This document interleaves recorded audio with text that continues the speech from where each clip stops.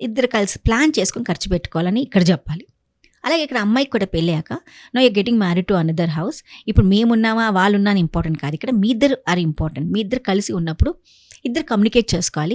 ఒక్కొక్కసారి నీకు నచ్చని పని అతను చేస్తాడు, నచ్చని పని చేయనంత మాత్రాన నీకు కోపం రాకూడదు, ఎందుకంటే దాని ఇష్టం.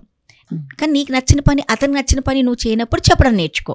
ఎందుకంటే ఎప్పుడు కూడా మనలో తప్పు పెట్టుకోవడానికి ప్రయత్నించకు. నీకు ఏదైనా నచ్చకపోతే చెప్పడానికి ప్రయత్నించు, ఇది నచ్చలేదని.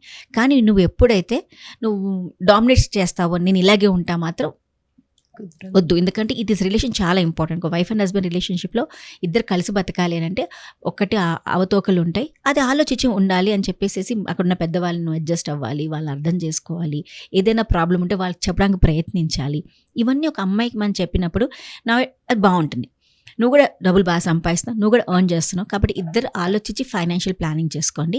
ఇద్దరు కూర్చొని ఏదైనా బడ్జెటింగ్ చేసుకోవాలన్నా ఫ్యామిలీకి ఎంత ఇవ్వాలి, పేరెంట్స్కి ఎంత ఇవ్వాలి, ఫ్యూచర్ ప్లానింగ్ ఎంత చేసుకోవాలి అని ఇద్దరు కూర్చొని మీరు ప్లాన్ చేసుకుంటే బాగుంటుంది. అంతేగాని నేను సంపాదిస్తున్నాను కదా నువ్వు నన్ను అనేది ఏంటి, వాళ్ళు అనేది ఏంటి, ఇలాంటివి మాత్రం పేరెంట్స్ చెప్పకుండా ఈ ఫ్యామిలీ ఓరియంటెడ్గా వాళ్ళకి అవేర్నెస్ క్రియేట్ చేస్తే చాలా బాగుంటుంది.